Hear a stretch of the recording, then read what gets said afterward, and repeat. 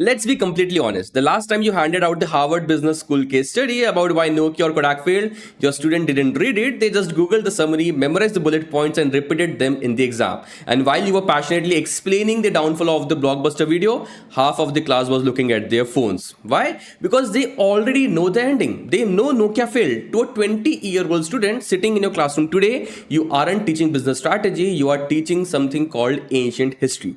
If you want your students to actually pay attention, stop treating them like a historians and start treating them like a predictive analyst. In this video, I'm going to show you a simple classroom activity that completely shifts the energy in the room. It stops the mindless memorization and forces them to use their brains exactly the way corporate world actually demands. In Indian academia, we are addicted to something called post-mortem. We look at a dead company and we ask the students to list 5 reasons why it died. But here is the corporate reality. In the real world, no one gets paid a high salary to explain why a company failed 10 years ago. They get paid to predict the next failure and prevent it. When we ask students to do a post-mortem, they don't have to think. The answers are already printed in the textbook. There is no stakes, no excitement, and no real-world application. They just copy-paste the theory.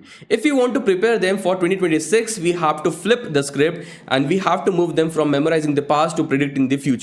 So what is the fix? We use a framework called the pre-mortem. Instead of taking a dead company from 15 years ago, you take a trending Indian startup that is currently struggling today. Maybe it's an edtech giant making headlines for the wrong reasons or a quick commerce app burning too much cash. You walk into the classroom, divide them into groups and say, you are the board of directors of this company. We are fast forwarding exactly 12 months in the future. The company has officially gone bankrupt. Your job today is to tell me exactly how and why it happened.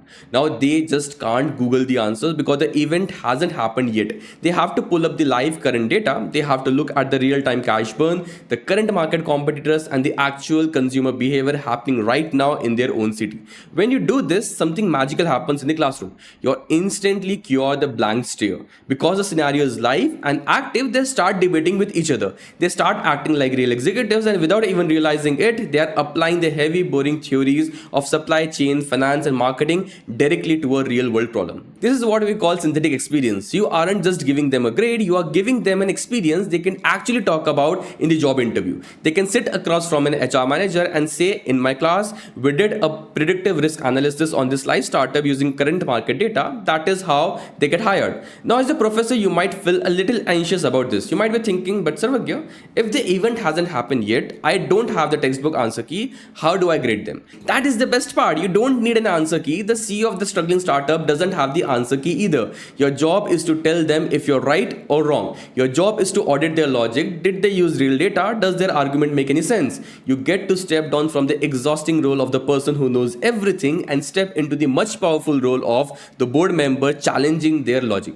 You get to relax and let them do the heavy lifting. The pre-mortem case study does 3 things. It completely kills the classroom boredom by making the stakes real. It trains your students in predictive thinking, which is the ultimate corporate survival skill, and it takes pressure off you to have all the perfect textbook answers. In the next lecture, throw away the Nokia case study, pick a live bleeding company and let your students play the game for real. If you want more zero friction methods to upgrade your classroom this summer, hit subscribe. Let's make teaching exciting again, and I'll see you soon in the next video.